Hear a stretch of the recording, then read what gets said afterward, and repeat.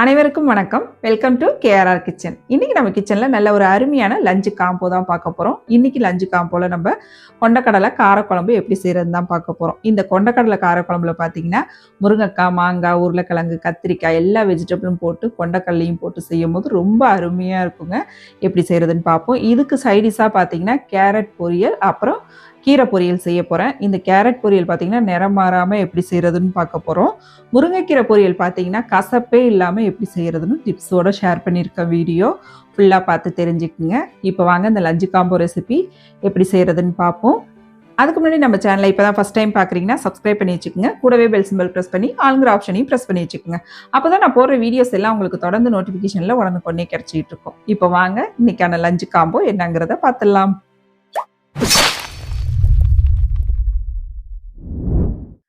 இப்போ இன்றைக்கி கொண்டக்கடலை குழம்பு செய்யறதுக்கு பார்த்தீங்கன்னா கொண்டக்கடலையை ஒரு 8 மணி நேரம் ஊற வச்சு உப்பு போட்டு குக்கரில் ஒரு 3 விசில் வச்சு வேக வச்சு வச்சுருக்கேன். கடலை பார்த்தீங்கன்னா நல்லா இந்த அளவுக்கு வெந்து வரணும். அப்போ தான் நல்லா குழம்புல டேஸ்ட் நல்லாயிருக்கும். இப்போ கடலை ரெடி பண்ணியிருக்கேன். அப்புறம் பார்த்தீங்கன்னா இந்த குழம்பு கூட இன்றைக்கி நான் முருங்கைக்காய், கத்திரிக்காய், உருளைக்கிழங்கு, மாங்காய் இது எல்லாம் போட்டு தான் இந்த குழம்பு நான் இன்றைக்கி செய்ய போகிறேன். ரொம்ப சூப்பராக இருக்குங்க. கொண்டக்கடலை கூட இந்த காய்கறிலாம் சேர்த்து வைக்கும்போது ரொம்ப அருமையாக இருக்கும். அதே மாதிரி பார்த்தீங்கன்னா உருளைக்கிழங்கு காரக்குழம்புலாம் செய்யறதுக்கு உருளைக்கிழங்கு போட்டிங்கன்னா அந்த தோலோடையே போடுங்க. தோலை எடுத்துகிட்டு போட்டிங்கன்னா அது என்ன செய்யும்னா நம்ம குழம்புல உள்ள டேஸ்ட் எல்லாத்தையுமே எடுத்துரும். உருளைக்கிழங்குல போய் ஏறிடும், குழம்பு டேஸ்ட் இல்லாமல் போயிடும். அதுக்காக தான் தோலோடு சேர்க்கணும் உருளைக்கிழங்கு. கத்திரிக்காயும் கட் பண்ணிங்கன்னா இதே போல் தண்ணியில் போட்டு வைங்க, அப்போ தான் கருத்து போகாது. அப்புறம் பார்த்தீங்கன்னா அந்த குழம்புக்கு ஏற்ற மாதிரி சூப்பரான ஒரு 2 சைடிஷ் ரெசிபின்னு தான் நம்ம சேர்த்து பார்க்க போகிறோம். அதுக்கு பார்த்தீங்கன்னா இன்றைக்கி கேரட் பொரியல் செய்ய போகிறோம். அது கூடவே பார்த்தீங்கன்னா முருங்கைக்கீரை பொரியல். இந்த முருங்கைக்கீரை பொரியல் கசப்பு இல்லாமல் எப்படி செய்கிறது அப்படின்னு நான் சொல்கிறேன். வீடியோவை ஸ்கிப் பண்ணாமல் பாருங்கள். இப்போ எல்லாத்தையும் ரெடி பண்ணி வச்சுருக்கேன். இப்போ ஒன்று ஒன்றா எப்படி செய்கிறதுன்னு பார்ப்போம் வாங்க. இப்போ கேரட் பொரியல் செய்கிறதுக்கு கொஞ்சமாக ஒரு 2 டீஸ்பூன் அளவுக்கு எண்ணெய் சேர்த்துக்கிறேன். தேங்காய் எண்ணெயில் தான் செய்வேன். தேங்காய் எண்ணெய் ஒரு 2 டீஸ்பூன் அளவு சேர்த்துருக்கேன். எண்ணெய் நல்லா காயட்டும். காஞ்சதுக்கப்புறம் இதில் ஒரு 1/2 டீஸ்பூன் கடுகு உளுந்து சேர்த்துருக்கேன். இப்போ கடுகு நல்லா பொரியட்டும். கடுகு பொரிஞ்சோன்னா ஒரு கொத்து கருவேப்பிலை, கொஞ்சம் பெருங்காயத்தூள் சேர்த்துக்குங்க. இப்போ இதிலே பார்த்தீங்கன்னா 2 பச்சை மிளகாய், ஒரு பெரிய வெங்காயம் கட் பண்ணி வச்சுருக்கேன், அதையும் இதில் சேர்த்துக்கிறேன். வெங்காயத்தை வதக்கிக்கும். வெங்காயம் வதங்கினதுக்கு அப்புறம் பார்த்தீங்கன்னா நம்ம துருவி வச்சுருக்க கேரட் இதில் சேர்த்துக்குவோம்.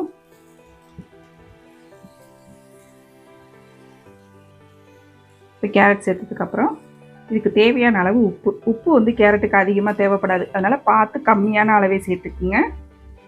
சேர்த்துட்டு இதை ஒரு 2 செகண்ட் வதக்கி விட்டுக்கும். வதக்கிட்டு அதுக்கப்புறம் தான் அது தண்ணி ஊற்றி வேக வைக்கணும். இப்போ நல்லா ஒரு 2 செகண்டுக்கு இது வதங்கினதுக்கு அப்புறம் கையால் ஒரு கை மட்டும் தண்ணி தெளிச்சுக்கோங்க. ரொம்ப வேண்டியில்லை, கொஞ்சமாக தண்ணி தெளிச்சோம்னா போதும். அதிகமான அளவு தண்ணி ஊற்றி கேரட்டை வேக வைக்கக்கூடாது. சீக்கிரமாகவே வெந்து வந்துடும் கேரட்டு. அதே போல் மூடி போட்டும் நீங்கள் வேக வைக்கக்கூடாது. மூடி போட்டு வேக வச்சிங்கன்னா நமக்கு கேரட்டோட கலர் மாறிடும். அதே போல் தண்ணி ஊற்றியும் வேக வைக்கக்கூடாது. தண்ணி ஊற்றி வேக வச்சாலும் கேரட்டோட கலர் மாறிடும், ரொம்ப கொலன்னு போயிடும். இந்த மாதிரி வேக வச்சிங்கன்னா தான் உங்களுக்கு உதிரி உதிரியாகவும் இருக்கும், சாப்பிட்றதுக்கு கேரட் பொரியல் டேஸ்ட்டாகவும் இருக்கும். இப்போ இது ஒரு 3 நிமிஷத்துலேருந்து 5 நிமிஷம் ஆகும் வேகிறதுக்கு. வெந்து வரட்டும். இப்போ பாருங்கள் நல்லா வெந்து வந்துருச்சு. ஒரு 3 நிமிஷம் அடுப்பில் வச்சுருந்தாலே போதும், ஈஸியாக வெந்து வந்துடும். இப்போ நம்ம தேங்காய் துருவல் போட்டு இறக்கிட வேண்டியதான். தேங்காய் துருவல் போட்டு நல்லா ஒரு தடவை கலந்து விட்டுருங்க. எப்படி பாருங்கள், நிறம் மாறாமல் நல்லா அழகாக வெந்து வந்துருக்கு பாருங்கள். கேரட்டு நல்லா அப்படி எடுத்து ஒன்று நறுக்கி அமுக்கி பார்த்தீங்க அப்படின்னாக்கா நல்லா வெந்திருக்கும், சாஃப்டாகிடும். நமக்கு தண்ணி தெளித்து மட்டும் வேக வச்சோம்னா போதும் கேரட் பொரியலுக்கு. இப்போ அவ்வளோதான், நம்மளோட கேரட் பொரியல் ரெடி ஆகிடுச்சு. இது ஒரு பாத்திரத்துக்கு மாற்றி எடுத்து வச்சுக்கோம். இப்போ கேரட் பொரியல் ரெடி ஆகிடுச்சு. அடுத்து நம்ம கீரை பொரியல் எப்படி செய்கிறதுன்னு பார்ப்போம் வாங்க. பொரியல் செய்கிறதுக்கு பார்த்திங்கன்னா அதே கடாயில் தான் செய்ய போகிறேன். ஒரு டிஷ்யூ பேப்பர் வச்சு தொடச்சி க்ளீன் பண்ணிக்கிறேன். கீரை பொரியலுக்கும் பார்த்திங்கன்னா நான் இன்றைக்கி தேங்காய் எண்ணெய் தான் சேர்க்க போகிறேன். ஒரு 2 டீஸ்பூன் அளவுக்கு தேங்காய் எண்ணெய் சேர்த்துக்கிறேன். இப்போ எண்ணெய் காயட்டும். இப்போ வந்து கீரை பொரியலுக்கு பார்த்தீங்கன்னா நீங்கள் கடுகு சேர்க்கக்கூடாது, உளுந்து மட்டும்தான் சேர்க்கணும். கடுகு சேர்க்காமல் உளுந்து மட்டும் சேர்த்து நீங்கள் பொரியல் செஞ்சிங்கன்னா அந்த கீரையோட கசப்பு இருக்காது உங்களுக்கு. இப்போ உளுந்து வந்து பொன்னிறமாக நல்லா வறுபட்டு வரட்டும். இப்போ உளுந்து பாருங்கள் நல்லா நிறம் மாதிரி வந்துருச்சு. இதில் 2 வரமிளகாய் கிள்ளி வச்சுருக்கேன், அதை சேர்த்துக்கிறேன். இதுவும் லைட்டாக வறுபட்டு வரட்டும். நீங்கள் அடுப்பு தீயை குறைச்சி வச்சுக்கோங்க, அப்போ தான் நல்லா உளுந்து வந்து வறுபட்டு நல்லா மொறுமொறுன்னு இருக்கும். அந்த கீரையோடு சேர்த்து சாப்பிட்றப்ப நல்லாயிருக்கும். மிளகாயும் பார்த்திங்கன்னா நல்லா அழகாக பொரிஞ்சு வரும். இந்த அளவு செவந்து வரணும். மிளகாயும் பார்த்திங்கன்னா ரொம்ப வந்து செவர விட்டுறக்கூடாது, காந்துற அளவுக்கு. இதில் ஒரே ஒரு பெரிய வெங்காயம் கட் பண்ணி வச்சுருக்கேன், அதை இதில் சேர்த்துக்கிறேன். இதில் வந்து சின்ன வெங்காயம் சேர்த்தும் செஞ்சுக்கலாம், அதுவுமே டேஸ்ட்டு வந்து ரொம்ப அருமையாக இருக்கும். நான் இன்றைக்கி பெரிய வெங்காயம் தான் சேர்க்குறேன். வெங்காயத்தை ஒரு 2 செகண்டுக்கு வதக்கி விட்டுக்குவோம். கீரை கசப்பு இல்லாமல் இருக்கணும் அப்படின்னாக்கா வெங்காயத்தை கண்ணாடி போல் வதங்கணும். கடுகு சேர்க்கக்கூடாது, உளுந்து சேர்க்கணும். அதே மாதிரி பார்த்திங்கன்னா மிளகாயும் ரொம்ப கருக விட்டுறக்கூடாது, லைட்டாக பொன்னிறமாக அதையும் வறுத்துக்கணும். இப்படி செஞ்சிங்கன்னா தான் கீரையில் வந்து கசப்பு இல்லாமல் நல்லா வெந்து வரும். இப்போ இதில் வந்து தண்ணி ஒரு 1/4 டம்ளர் அளவுக்கு சேர்த்துக்கிறேன். இப்போ கீரைக்கு தேவையான அளவு உப்பு சேர்த்துக்குவோம்.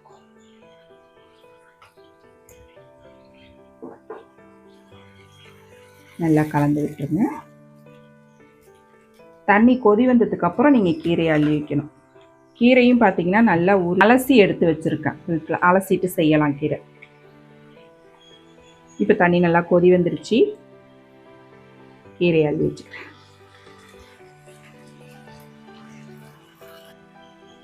இப்போ கீரையும் பார்த்தீங்கன்னா மூடி போட்டு வேக வைக்கக்கூடாது, அதையும் திறந்து வச்சு தான் வேகணும். மூடி போட்டு வேக வச்சிங்கன்னா நிறம் மாறிடும். அதனால் மூடி இல்லாமல் திறந்தே வேக வச்சு எடுத்துக்கணும். ஒரு 2 செகண்ட் வேகட்டும், அதுக்கப்புறம் நம்ம திருப்பி விடுவோம். இப்போ கீரை இது போல் திருப்பி விட்டு நல்லா வேக வச்சு எடுத்துக்குங்க. நல்லா நம்ம ஊற்றின தண்ணியெலாம் நல்லா வற்றி வரணும், அது வரைக்கும் வேக வச்சு எடுத்துக்குங்க.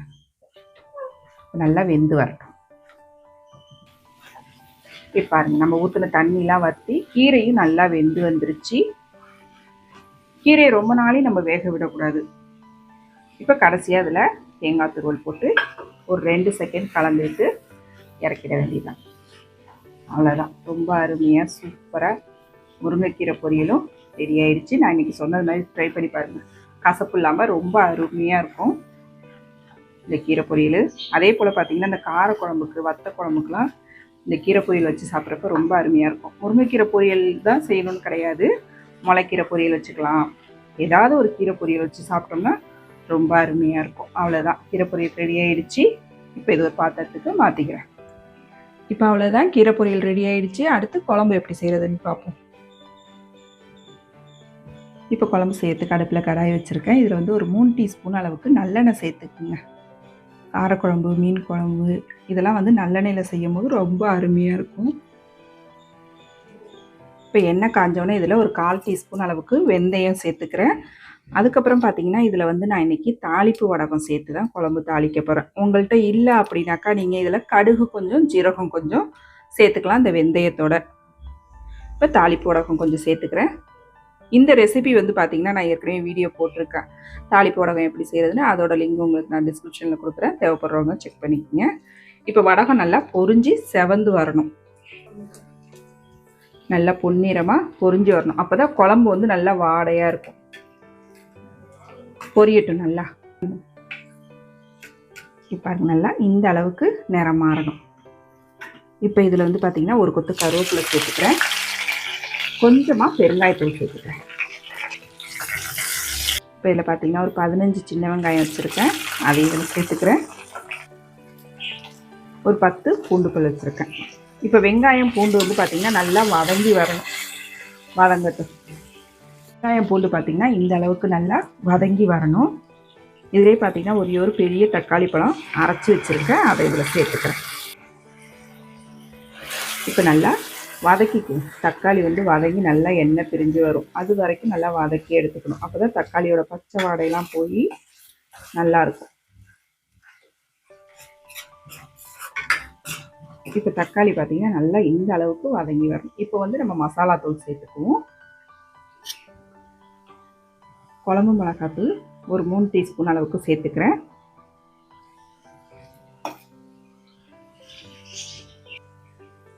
ஒரு 1/2 டீஸ்பூன் அளவுக்கு தனி மிளகாத்தூள் சேர்த்துக்கிறேன்.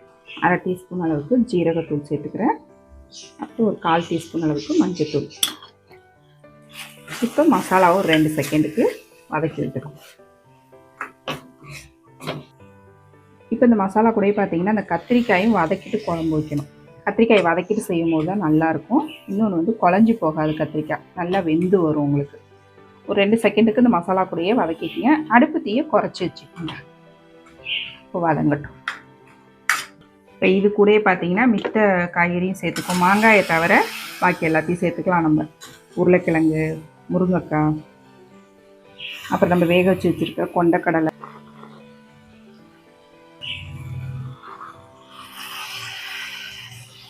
இப்போ இது எல்லாத்தையும் சேர்த்து நல்லா கலந்து விட்டுருங்க. இப்போ வந்து நம்ம கரைச்சி வச்சுருக்க இந்த புளி தண்ணியை சேர்த்துக்குவோம். ஒரு சின்ன லெமன் சைஸ் புளியை எடுத்து ஊற வச்சு கரைச்சி வச்சுருக்கேன். இது வந்து பார்த்திங்கன்னா 4 பேர் அளவுக்கு குழம்பு. 4 பேர்லேருந்து 5 பேர் தாராளமாக சாப்பிட்லாம் இந்த அளவுக்கு நம்ம குழம்பு வச்சோம்னா. நல்லா கலந்து விட்டுருவோம். இப்போ குழம்புக்கு தேவையான அளவு உப்பு சேர்த்துக்கிறேன். இது கூடவே பார்த்தீங்கன்னா இன்னொரு 1/2 டம்ளர் அளவுக்கு தண்ணியும் சேர்த்துக்கிறேன். இப்போ நல்லா கலந்து விட்டுருங்க. கலந்து விட்டு உப்பு காரம் எல்லாம் போதுமானு பார்த்துக்குங்க. தேவைன்னா இந்த ஸ்டேஜ்லேயே சேர்த்துக்குங்க. குழம்பு கொதிச்சதுக்கப்புறம் சேர்த்தோம்னா நமக்கு வந்து மிளகாத்தூளோட வாடை வரும். அதனால் இப்போயே டேஸ்ட்டு பார்த்துட்டு தேவைன்னா சேர்த்துக்குங்க. இப்போ வந்து நல்லா காய் வெந்து வரட்டும். இப்போ குழம்பு கொதிச்சதுக்கப்புறம் பார்த்திங்கன்னா நம்ம கடைசியாக இறக்க போகிறப்ப தான் மாங்காய் சேர்த்துக்கணும். மாங்காயை சேர்த்து ஒரு 5 நிமிஷம் கொதிக்க வச்சோம்னா போதும், நல்லா வெந்துடும். அப்புறம் பார்த்திங்கன்னா லாஸ்ட்டாக கொஞ்சமாக தேங்காய் பால் எடுத்து வச்சுருக்கேன், அதை இதில் சேர்த்துக்கிறேன். தேங்காய் பால் சேர்க்குறது உங்கள் விருப்பம் தான். சேர்த்து செய்யும் போது பார்த்திங்கன்னா டேஸ்ட்டு சூப்பராக இருக்கும். இல்லைன்னா தேங்காய் பால் சேர்க்காமையும் செய்யலாம், நல்லாயிருக்கும் குழம்பு. இப்போ நல்லா கலந்து விட்டுருவோம். இப்போ இன்னொரு 5 நிமிஷத்துக்கு வந்து பார்த்திங்கன்னா குழம்பு நல்லா கொதிச்சு வரட்டும்.